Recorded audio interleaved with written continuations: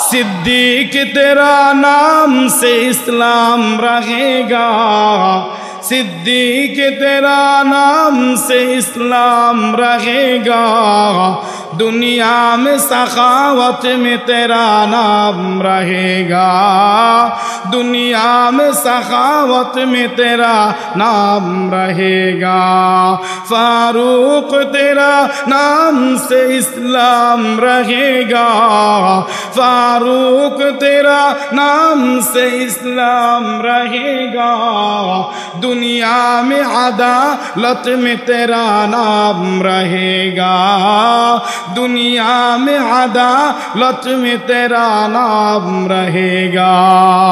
अल्लाहु अकबर वाला अल्लज़ी खलक़ल मौत वल हयात।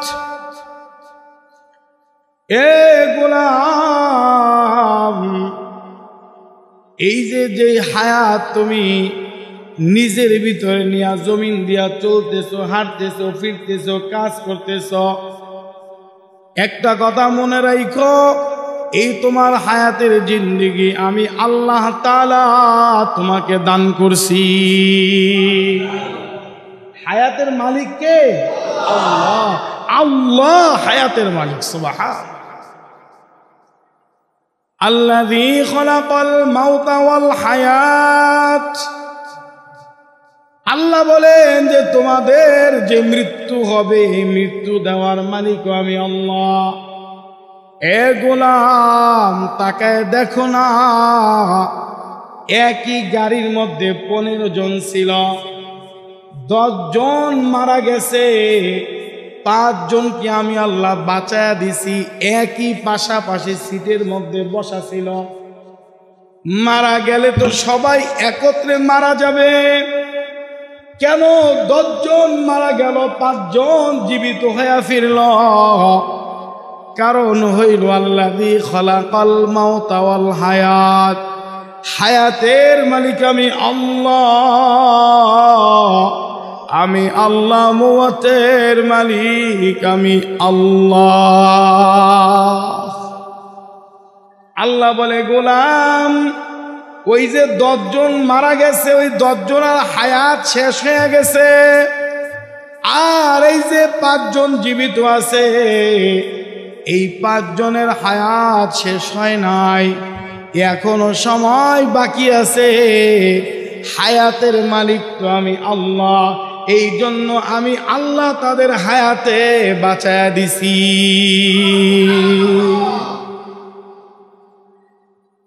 এরে মুসলমান, এরে গোলাম, এরে বউবাজারের যুবক, দিলের কান লাগায় যুবক কথাগুলো শুনবা।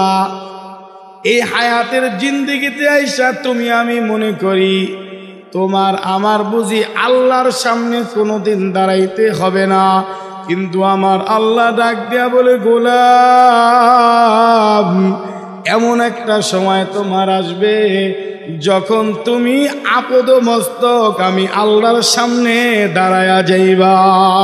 সুবহানাল্লাহ, আল্লাহর সামনে দাঁড়ায়া যাইবা।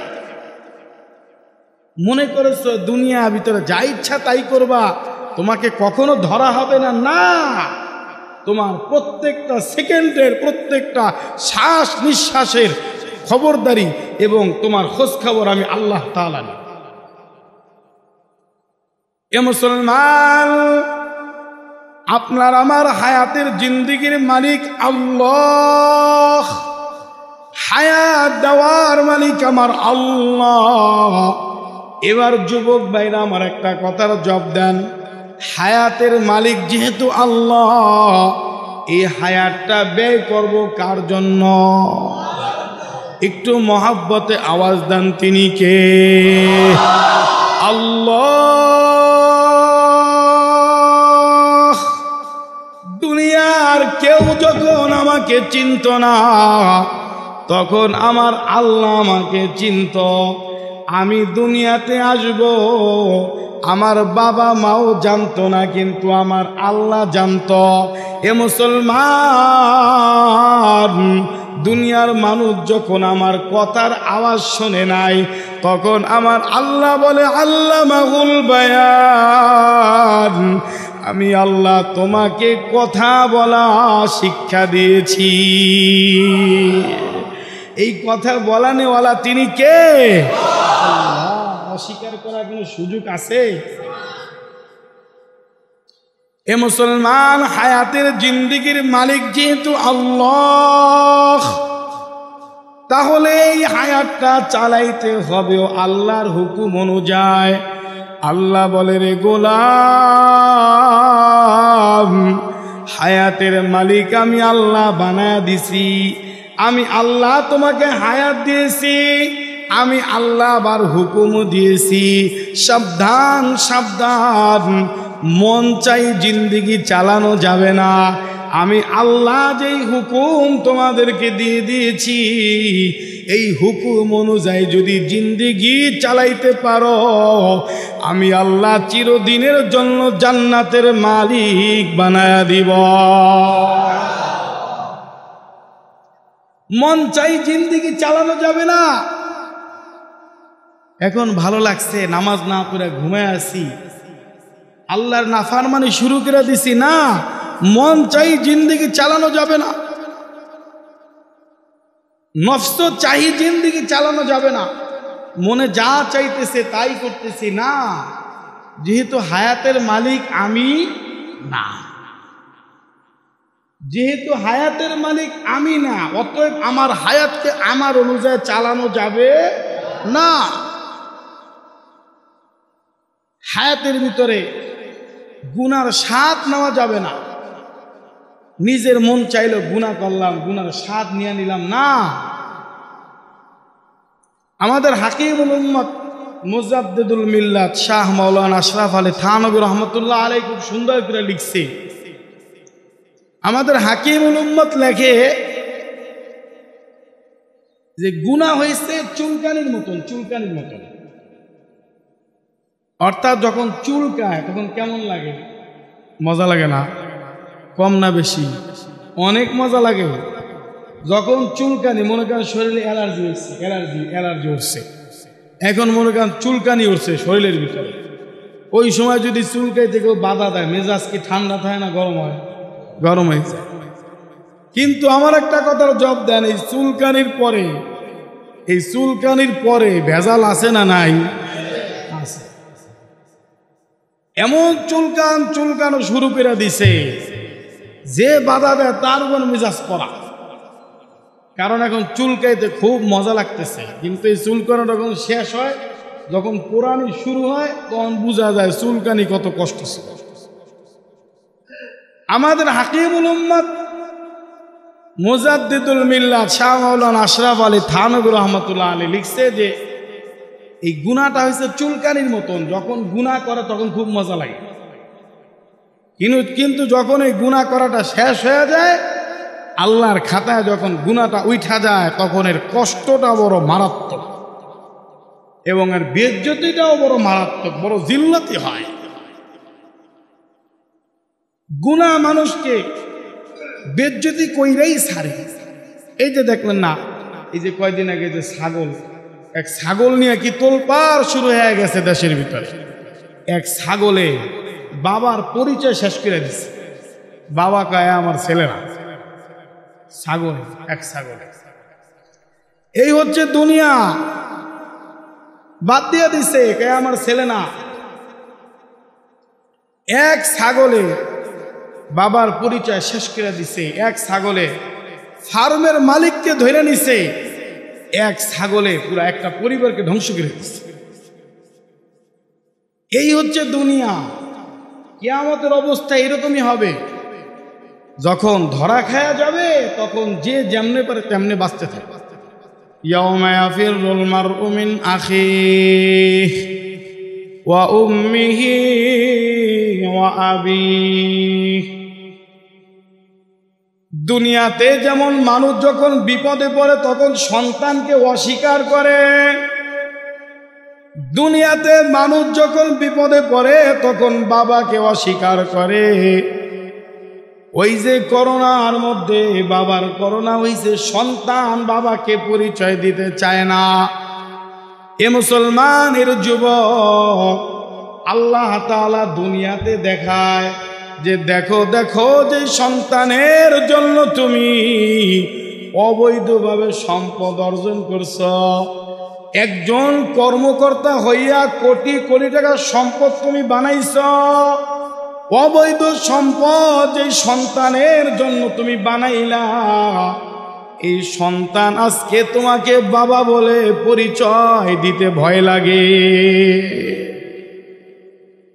আল্লাহ বলে কিয়ামতের ময়দানে অবস্থাটা এমন হবে, ওই দিন বাবা তার সন্তানকে পরিচয় দিবে না, সন্তান তার বাবাকে পরিচয় দিবে না। রে মুসলমান, এমন ভয়ানক অবস্থা হবে, সবাই বলবে ইয়া নফসি ইয়া নফসি, আমি বলবো ইয়া নফসি ইয়া নফসি, আপনিও বলবেন ইয়া নফসি ইয়া নফসি, সমস্ত নবীরা বলবে ইয়া নফসি,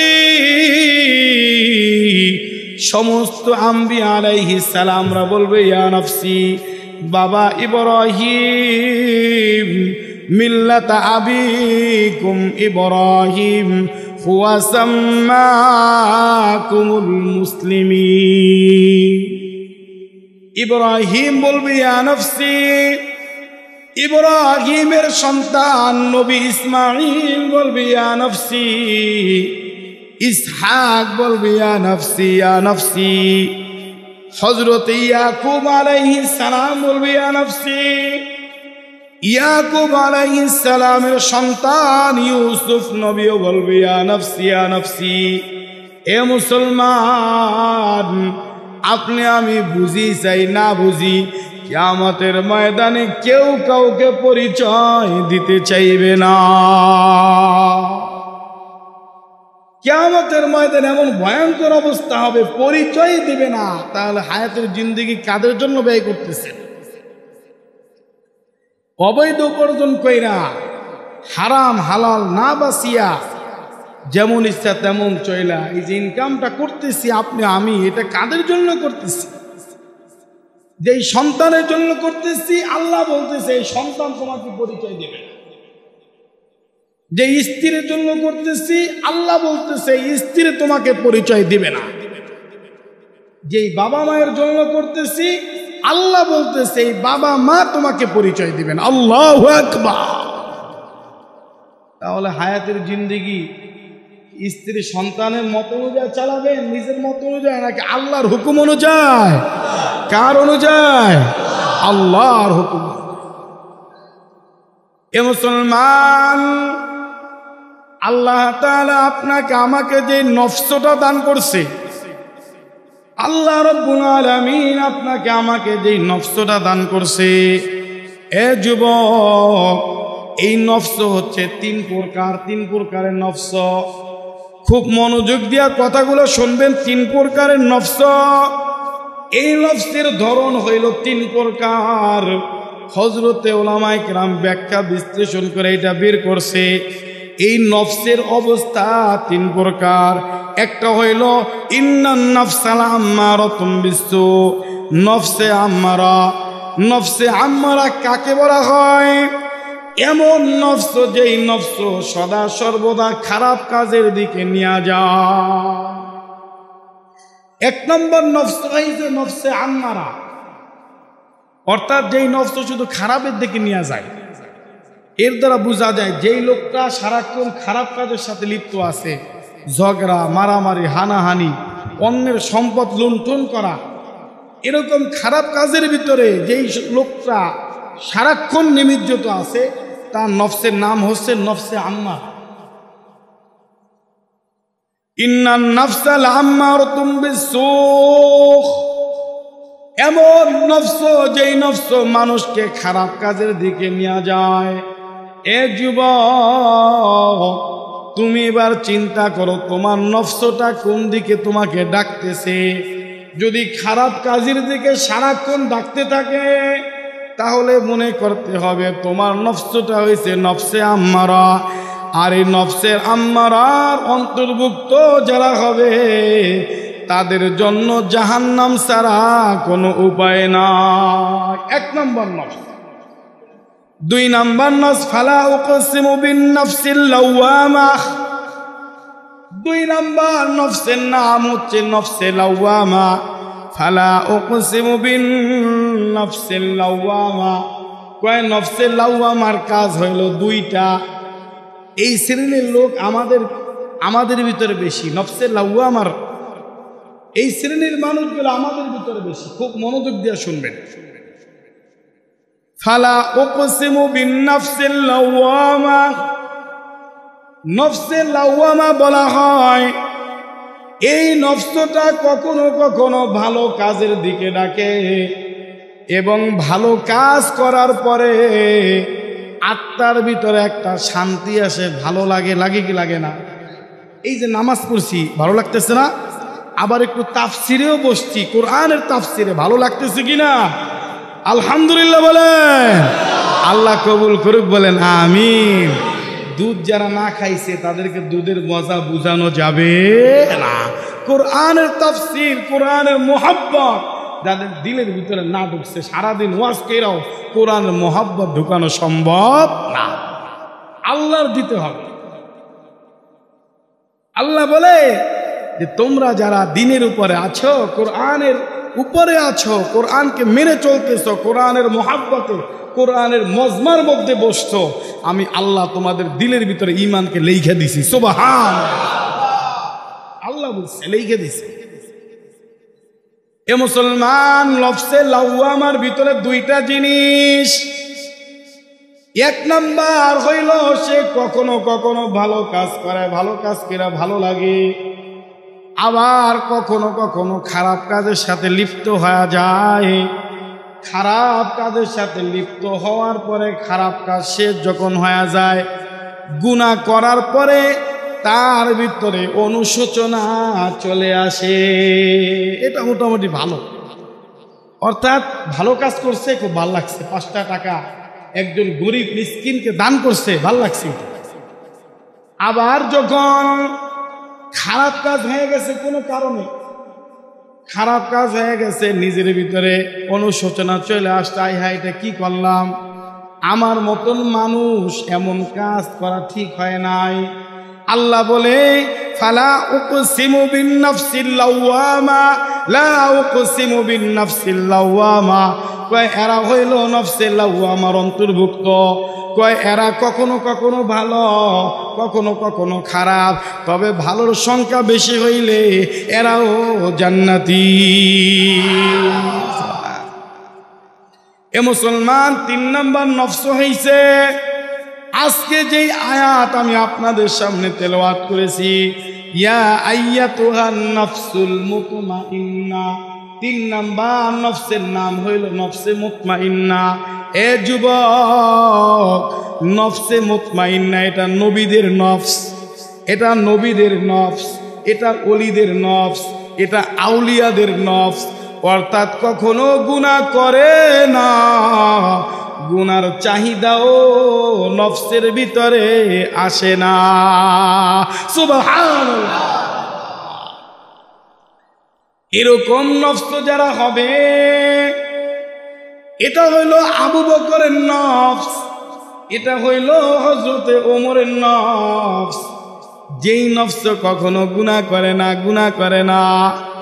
এক লোক আইসা রাসূলের কাছে বলতেছে, ইয়া রাসূলুল্লাহ, ইয়া হাবিবাল্লাহ, ও পয়গম্বর, হযরতে ওমর যখন রাস্তা দিয়া হাইটা যায় তখন ইবলিস শয়তান ওই রাস্তায় থাকে না।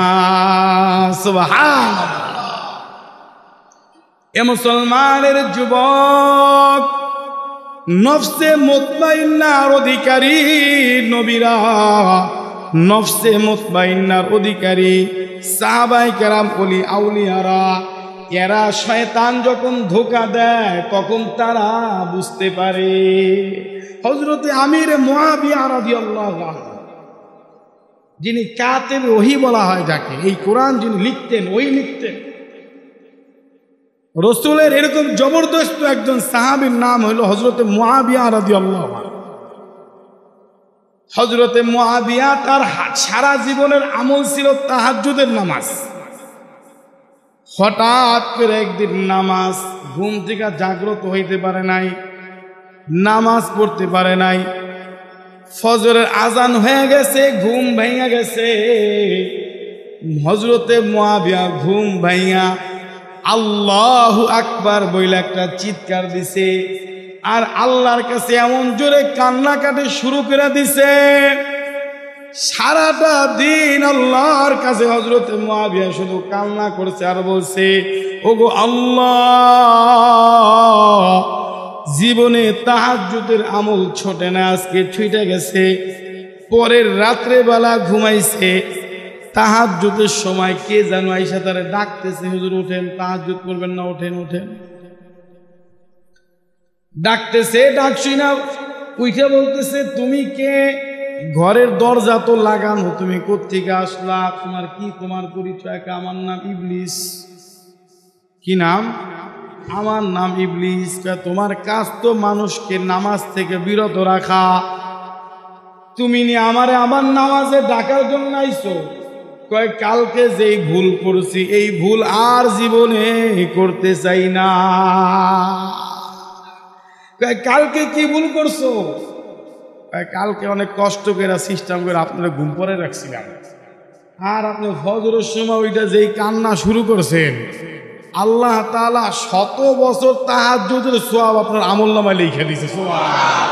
তাই ভাই 100 বছর দরকার নাই, আপনি প্রত্যেক দিন পান, তাও কম পান।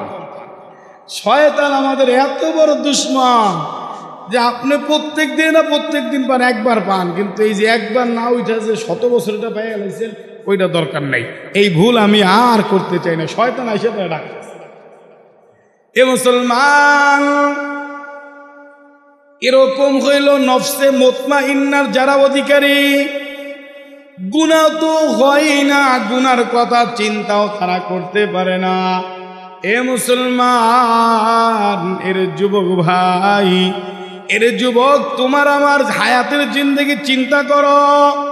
এরকম তোমার আমার হায়াতের জিন্দেগি খুঁজলে গুনাহ ছাড়া কিছুই পাওয়া যাবে না। এ নামাজি যুবক, ঘরের মধ্যে নামাজ প্রতিষ্ঠা করতে পারলা না, দোকান থেকে সুদকে বিদায় করতে পারলা না, ব্যবসাকে হারাম মুক্ত করতে পারলা না, তুমি যতই নামাজ পড়ো না কেন, তুমি নফসে মুতমাইন্নার অধিকারী হইতে তুমি পারলা না। এই জন্য যুবক, এই নফসে মুতমাইন্নার অধিকারী যারা হবে, ইয়া আইয়াতুহান নফসুল মুতমাইন্না ইরজিই ইলা রাব্বিকি রাদিয়াতাম মারদিয়া ফাদখুলি ফি ইবাদি ওয়াদখুলি জান্নাতি। সুবহানাল্লাহ। এই নফসে মুতমাইন্নার অধিকারী যারা হবে, তাদের মৃত্যুর সময় হযরতে আজরাইল আলাইহিস সালাম আসবে, আয়েশা বলবে, হে গোলাম, চলো চলো আল্লাহর কাছে চলো, তোমার রফিকে আলার কাছে চলো। এই কথা বলিয়া জান্নাতটা তার সামনে ধরবে। আল্লাহু আকবার। জান্নাতটা তাকে দেখে বলবে, আসো, এই জান্নাত তোমার জন্য রেডি করা আছে। এইটা দেখানোর সাথে সাথে হাসতে হাসতে আল্লাহর গোলাম বলবে, আমি এখনই রেডি, আমাকে এই মুহূর্তেই নিয়ে যাও। সুবহানাল্লাহ। নফসে মুতমাইন্নার অধিকারী যারা হবে, আল্লাহ রব্বুল আলামিন তাদেরকে হাসতে হাসতে দুনিয়ার থেকে নিয়ে যাবে। আমার আল্লাহ কিয়ামতের ময়দানে ডাক দিয়ে বলবে, গোলাম, ফাদখুলি ফি ইবাদি ওয়াদখুলি জান্নাতি। আমি তোমার প্রতি সন্তুষ্ট, যাও, তুমি যাও, আমি আল্লাহর জান্নাতের ভিতরে ঢুইকা যাও। সুবহানাল্লাহ। নফসে মুতমাইন্নার অধিকারী ছিলেন হযরত আবু বকর। আমি জান্নাতের সুসংবাদ পাইছি। সুবহানাল্লাহ। যাদেরকে আশারায়ে মুবাশশারা বলা হয়, এরকম মহিলাদের ভিতরে জান্নাতের সুসংবাদ পাইছে। অনেক সাহাবিয়া মহিলা, এদের ভিতরে হযরত খাদিজাতুল কুবরা একজন, যিনি দুনিয়াতে থাইকা রাসূলের মাধ্যমে আল্লাহ তাকে সালাম জানাইছেন। সুবহানাল্লাহ। হযরত আবু বকরকে আল্লাহ সালাম জানাইছে। আবু বকর বলতেছে, ইয়া রাসূলুল্লাহ, আল্লাহ কি আমার নামটা বইলা সালাম জানাইছে? সুবহানাল্লাহ। আল্লাহ রাসূল ডাক দিয়ে বলে, আবু বকর তোমার কি মনে হয়? অবশ্যই আল্লাহ তোমার নাম বইলা আমার কাছে সালাম জানাইছেন। সুবহানাল্লাহ। এ মুসলমানের যুবক, আপনি আমি মনে করি 5 ওয়াক্ত নামাজ পড়লেই বুঝি জান্নাতকে কিনা ফেলছি। এ যুবক, যেই মিজানের পাল্লায় আবু বকরের নেক আমল উঠানো হবে, যেই মিজানের পাল্লায় ওমরের নেক আমল উঠানো হবে, যেই মিজানের পাল্লায় হযরত ওসমান আলীর নেক আমল উঠানো হবে, এরকম মিজানের পাল্লায় আপনার আমার নেক আমল উঠাইলে অস্তিত্ব খুঁজা পাওয়া যাবে না। ঠিক কিনা বলে? অস্তিত্ব টিকবে না। হযরতে আবু বকর রাদিয়াল্লাহু আনহু এর জামানা, খলিফাতুল মুসলিমিন হযরতে আবু বকরের জামানা। তৎকালীন সময় মদিনায় এরকম 4 টানানো থাকতো। বিধবা নারীদের খেদমত করার জন্য এক একজন সাহাবী নিয়োজিত থাকত। যাদের খেদমত করার মতো কেউ নাই, এরকম সাহাবী এরকম বাসায় খেদমত করার জন্য এক একজন সাহাবী নিয়োজিত। এরকম একজন বিধবা নারী ছিল, বৃদ্ধা মহিলা, যার খেদমতের জায়গায় কারো নাম লেখা নাই। হযরতে ওমর চিন্তা করল, হযরতে ওমর চিন্তা করল, এই কারো নাম যেহেতু নাই, আমি একটু গোপনে গোপনে তার খেদমত করে আসি। হযরতে ওমর ফজরের নামাজ পড়া সাথে সাথে চলে গেছে। ওই বাড়িতে গিয়া বাড়ির বাহির থেকে আওয়াজ দিছে, ডাক দিছে। ডাক দিয়া বলতেছে যে, কেউ আছেন ঘরের ভিতরে? দরজাটা একটু খোলেন, আমি মসজিদে নববী থেকে আসছি, আপনার কোনো খিদমত লাগলে, কোনো কিছু লাগলে আমি আপনার কাজগুলো করে দেব। সুবহানাল্লাহ। কে গেছেন? কে? হযরত ওমর গেছেন। কে গেছেন? অর্ধ পৃথিবী শাসন করেছেন যিনি, ধুলির তক্তে বসি, খেজুরের পাতার প্রাসাদ, তাহার বারে বারে গেছি খুশি। হযরতে ওমর, যার ব্যাপারে রাসূল বলছে, লাউ কানা বাদি নবী আল্লাহ কানা ওমর, আমার পরে যদি কোনো নবী হইত, আমার আল্লাহ আমার ওমরকে নবী বানায়া পাঠাইত। ভিতর থেকে এক মহিলা বলতেছে, বৃদ্ধা মহিলা, বাবা কি কাজ করবা তুমি? আমার কাজ তো সেই তাহাজ্জুদের সময় একজন কইরা গেছে। সুবহানাল্লাহ। হযরত ওমর চিন্তা করলো না, এই টাইমে আসলে হবে না, আগামী কাল রাতের বেলায়। এবার হযরত ওমর তাহাজ্জুদের সময় চলে গেছে, যায়া বাড়ির দরজার সামনে দাঁড়ায় বলতেছে, মা দরজাটা খোলেন, আপনার ঘরের কাজগুলো আমি কইরা দেই। কয় কি আসতো? কয় আমি ওমর। কয় ওমর তুমি দেরি করে ফেলছো, তার আগে আইসা আমার কাজ আর একজন কইরা দিয়ে গেছে। সুবহানাল্লাহ। এবার হযরত ওমর পরের রাত্রে তাহাজ্জুদের আগে চলে আসছে। সাধারণত তাহাজ্জুদে যখন ওঠে তার আগে আসছে, তার আগে এসে এবার বৃদ্ধা মহিলার ঘরের দরজায় আওয়াজ দিছে। আওয়াজ দিয়া বলতেছে, দরজাটা খোলেন, আমি আপনার খেদমতের জন্য আসছি। বলতেছে, কে গো? প্রত্যেক দিন আইসা ডাকো, তোমার আগে আইসা আমার কাজ আর একজনে কইরা দিয়া গেছে। এবার ওমর চিন্তা করলো, কাজ করা লাগবে না, আগে দেখবো যে কে আসে। হযরতে ওমর রাতের বেলা ঘুমায় না। এ মুসলমান, আমরা সেই ওমরের অনুসারী, আবু বকরের অনুসারী, আমরা একজনে আর একজনের পিছ ছাড়ি না, একজনে আর একজনের ক্ষতি হোক এটা কামনা করি। ঠিক কিনা বলে? ওই না খেয়ে মরে যেতে না, সব খালি আমি একা খাবো, ওই না খেয়ে মরে যেতে। এই যে একটা অবস্থা, আমার প্রতিবেশী ওই এত ভালো থাকবে কেন? ওই ছেঁড়া কাপড় পরবে, আমি পরবো ভালো কাপড়। এই হচ্ছে আমাদের অবস্থা। আমরা যাদের অনুসরণ করি তাদের অবস্থা হইল যে আমি সবার আগে তার খেদমত করবো। সুবহানাল্লাহ। হযরত ওমর চিন্তা করলো পরের রাতে আর ঘুমাবো না। এশার নামাজ পড়া বিদ্যার বাড়ির পাশে এক ঝোপের মধ্যে গিয়া বইসা রইছে। কে আসে রাত্রেবেলা কাজ করার জন্য আমি দেখব। রাত্র যখন গভীর হয়ে গেছে, যখন রাত গভীর হয়ে গেছে, কে যেন একজন চাদর মুড়া দিয়া বিদ্যার বাড়ির দিকে আসতেছে।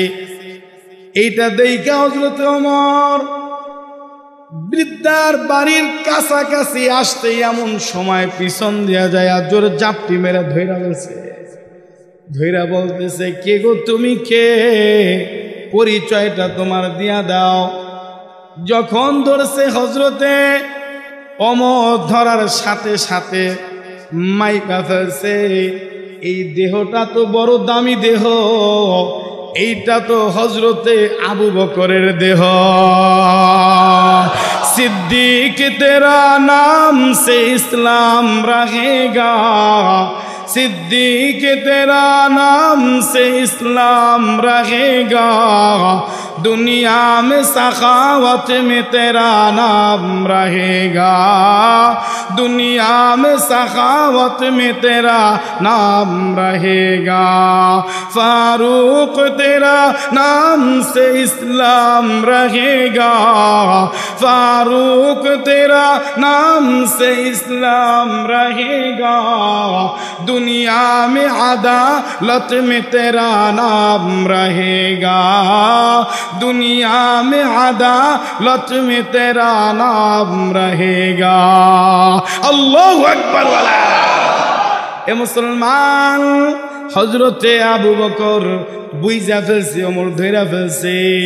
আস্তে কইরা চাদরটা সারায় বলতেছে, রে ওমর, আরে ওমর তুই কি জান্নাতে আমারে আগে যাইতে দিবি না? এবারে ওমর ডাক দিয়া বলতেছে, আবু বকর, সারা জীবনে কোনোদিন আপনার সাথে নেক আমলে পারি নাই।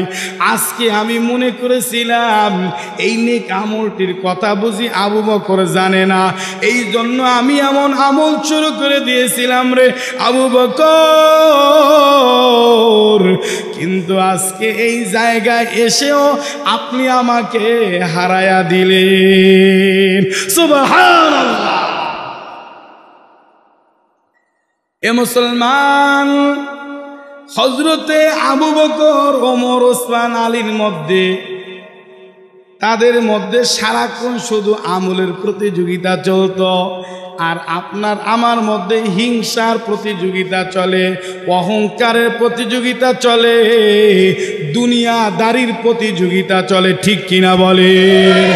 আপনি একটা বিল্ডিং করছেন তো আমি দুইটা করব, আপনি একটা ফ্ল্যাট কিনছেন তো আমি দুইটা কিনব, আপনি একটা ভালো জামা গায়ে দিছেন তো আমি আরেকটু ভালো জামা গায়ে দিব।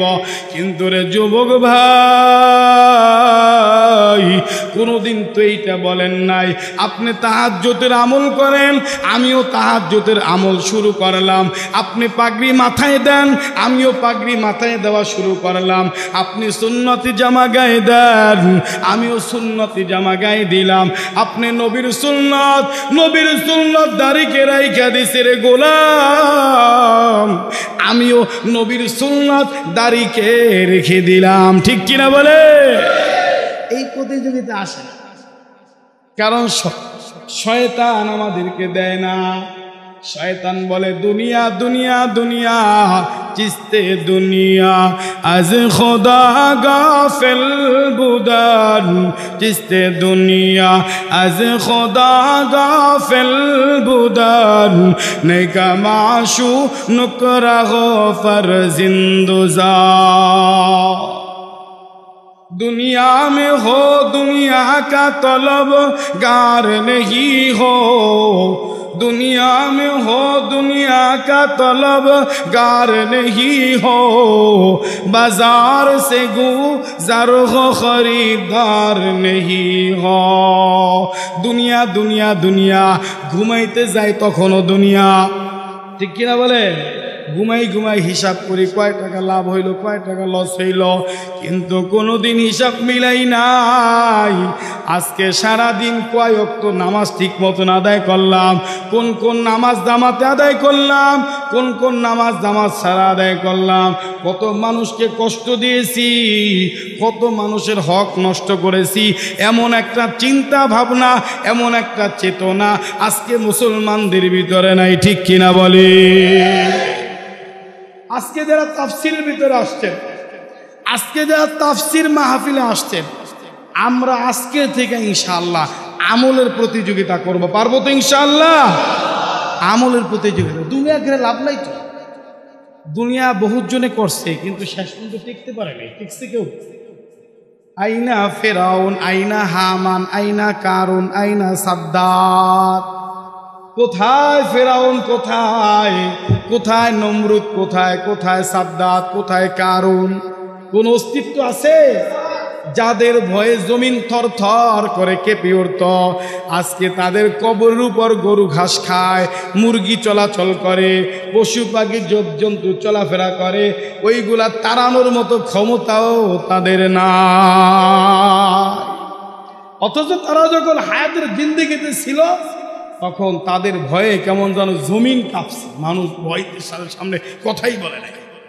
আর আজকে তারা এত অস্তিত্বহীন হয়ে পড়ছে, মাটি হয়ে গেছে, মাটির মানুষ মাটি হয়ে গেছে, তাদের কোনো অস্তিত্ব দুনিয়ার ভিতরে। এই জন্য মুসলমান, আজকে যারা তাফসিরুল কোরআন মাহফিলে এসেছেন, আমরা ইনশাআল্লাহ আজকের থেকে এই নেক আমলের প্রতিযোগিতা শুরু করব। পারবো না ইনশাআল্লাহ? আল্লাহকে সাক্ষী রেখে বললাম, বাকি জীবন যদি এইভাবে আপনি চলাইতে পারেন, নবীর সুন্নত, নবীর সুন্নতের উপরে, নবীর সুন্নতের উপরে, আল্লাহর হুকুমের উপরে আপনি আপনার জীবন যদি চালাইতে পারেন, ইনশাআল্লাহ ইনশাআল্লাহ আপনি নফসে মুতমাইন্না একজন জান্নাতি মানুষ হয়ে দুনিয়ার থেকে বিদায় নেবেন ইনশাআল্লাহ। আল্লাহ কবুল করুক, বলেন আমিন। কয়েকটা আমলের কথা বলবো, খুব মনোযোগ সহকারে শুনবেন। বুখারী শরীফের হাদিস, বুখারী শরীফের হাদিস। আমরা অনেক সময় দোয়া করি, দোয়া কবুল হয় না, হতাশার মধ্যে ভুগি, কবুল হয় না দোয়া। এর কাছে পানি পড়া, ওর কাছে তাবিজ, ওর কাছে এই লেখা সেই লেখা, বিভিন্নভাবে দৌড়দৌড়ি করি কি করি না? অনেক সময় করি, কিন্তু আমরা জানি না যে হাদিস শরীফের ভিতরে এমন কিছু আমল আছে যে আমলগুলি করে যদি আমি দোয়া করতে পারি, ইনশাআল্লাহ, রাসূলের হাদিস, ইনশাআল্লাহ আপনার আমার দোয়া কবুল হবে ইনশাআল্লাহ। ইনশাআল্লাহ শুনবেন তো সবাই? ইনশাআল্লাহ সবাই শুনবেন ইনশাআল্লাহ। আমলের নিয়ত শুনবেন। ওয়াজ তো বহুত শুনছেন, কিন্তু এই যে আমলগুলি, এগুলি নিজে আমল করব, সেই নিয়ত শুনবো, পারবো না ইনশাআল্লাহ। রাসূল সাল্লাল্লাহু আলাইহি ওয়াসাল্লাম বলেন, কেউ যদি দোয়া করার শুরুতে 3টা আয়াত পড়ে, 1 নম্বর আল্লাহু লা ইলাহা ইল্লা হুয়াল হাইয়ুল কাইয়্যুম, একবার, ওয়া আনাতিল ওয়ুজুহু লিল হাইয়িল কাইয়্যুম, 2 বার, 3 নম্বর বার আল্লাহু লা ইলাহা ইল্লা হুয়াল হাইয়ুল কাইয়্যুম। এই 3টা আয়াত আমার সাথে সাথে বলেন, আল্লাহু লা ইলাহা ইল্লা হুয়াল হাইয়ুল কাইয়্যুম, 1 নম্বর। 2 নম্বর ওয়া আনাতিল ওয়ুজুহু, বলেন, লিল হাইয়িল কাইয়্যুম। আবার আল্লাহু লা ইলাহা ইল্লা হুয়াল হাইয়ুল কাইয়্যুম। এটা করতে কি অনেক বেশি কষ্ট হয়েছে? অনেক সহজ না? হ্যাঁ, এই 3টা আয়াত কইরা আল্লাহর গোলাম যেই দোয়া করবে, যেমনে করবে, যেইভাবে করবে, যা করবে, আল্লাহ সাথে সাথে কবুল করবে। সুবহানাল্লাহ। করা যাবে না ইনশাআল্লাহ? 1 নম্বর আমল। এবার আসেন 2 নম্বর আমল। হাদিস শরীফ থেকে বলতেছি, অনেক সময় আমরা বিপদে করি কি করি না? হঠাৎ করে ঘরে আগুন লাগছে, হঠাৎ করে দোকানে আগুন লাগছে, হঠাৎ করে ভূমিকম্প শুরু হয়ে গেছে, বিল্ডিং ধস নাইমা পড়তেছে, হয় কি হয় না? বিশাল এক সাপের আবির্ভাব ঘটছে নাকি? সাপের নাম কি?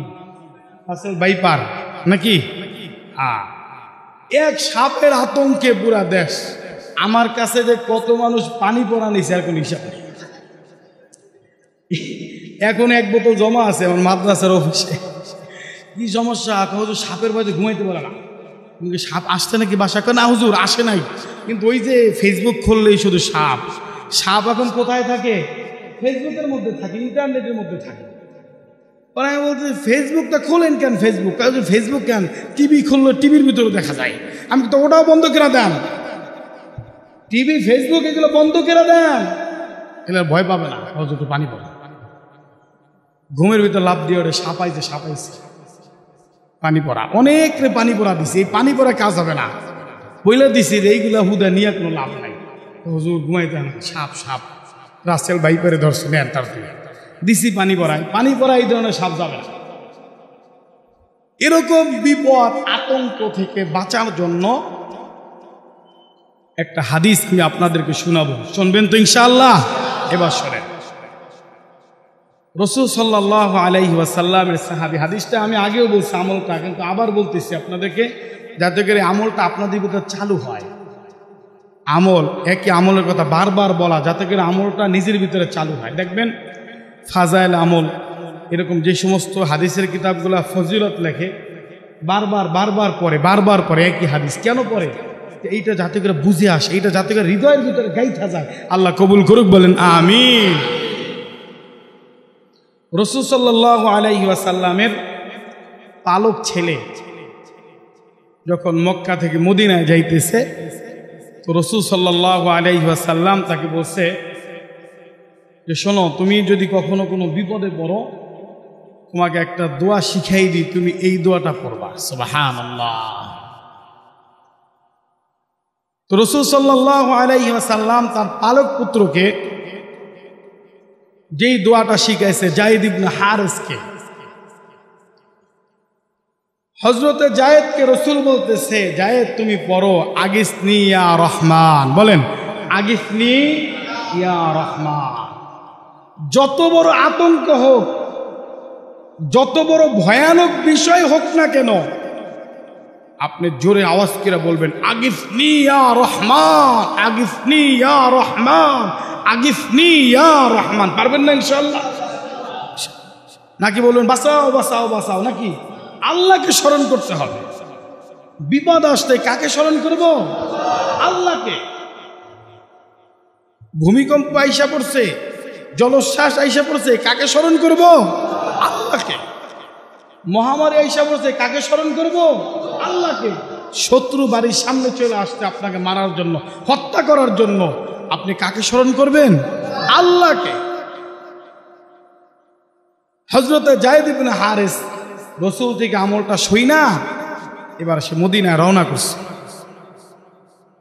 তো এক মুনাফিক হযরতে যায়েদকে বলতেছে, যায়েদ তুমি কই যাও? কয় মদিনায় যাই। আমিও তো মদিনায় যাব, চলো তোমার সাথেই যাই। এটা কি মুসলমান না মুনাফিক?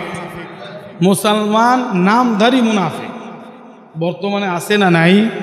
হ্যাঁ, বর্তমানে এরকম আছে, নামধারী মুনাফিক।